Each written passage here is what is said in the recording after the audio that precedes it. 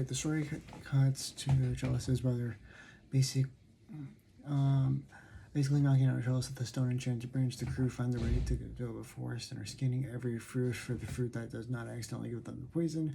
The explanation is that the fruits required to save their mother, as explained in the previous elements of the story, are essentially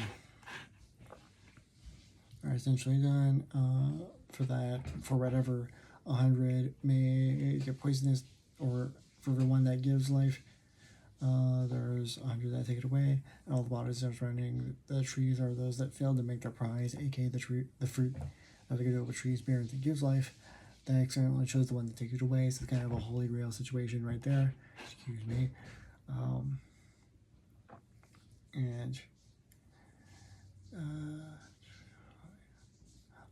The explanation is that the fruits are so powerful in their ability to heal anything from a minor cut to severe poisons, cancers, and perhaps even near death itself. And as they find their fruit and then that actually gives life, they realize that the bodies surrounding the trees have failed to, and they realize that the elves are actually right behind him. And then the main character, Emily, fights the scout, that the elves were using to target her with, and then banishes the shadow realm. Leon fights one of the elf guards and breaks his sword, and then Trellis' brother does a Kamehameha with his stone abilities. Leon throws a sword into blue blocks easily, and all he's dead. The stone is telling her to give the stone or die, but she holds on and is barely able to move due to being unconscious after so long. Gabe bows, ring the droid, and after the Trellis' brother so long, Gabe bows, ring the droid that is accompanying Emily. He essentially roasts her, is about to kill her off, but he is struck from behind by his younger brother and goes Titan mode by giving in to the sun's power and becoming a giant monster that's trying to end both Emily and the rest of our party accompanying her. And then after knocking the main party to defeat to get to the house via the emergency shaft, she gains control over her stone and turns the Victorian steampunk Gundam house into a stone-enhanced Victorian steampunk Gundam house. And then I just show you the art of the two fighting in this manga. It goes ridiculously hard whenever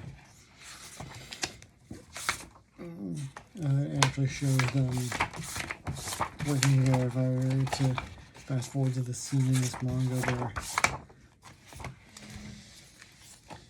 both Emily and the monster as well as the house are sort of fighting this creature together.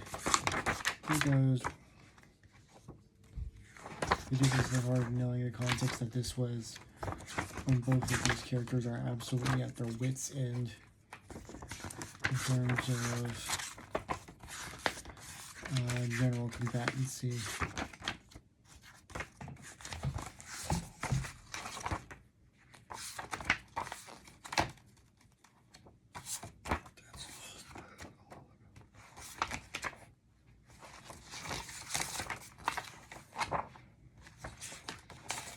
And here's this art right here.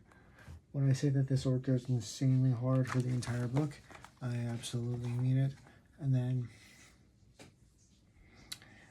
after finishing this fight with a massive Falcon Punch style attack and sending Trellis' brother into the abyss below, she subsequently passes out and resurrected in her medbay with her mother making eggs in the kitchen.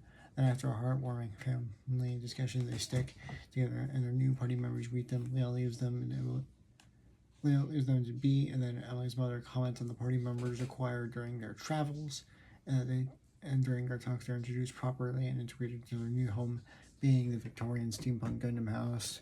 Thank you for following well into part 2. This was the Stonekeepers Curse, the second book in the Amulet series of Metalhead Manga Review.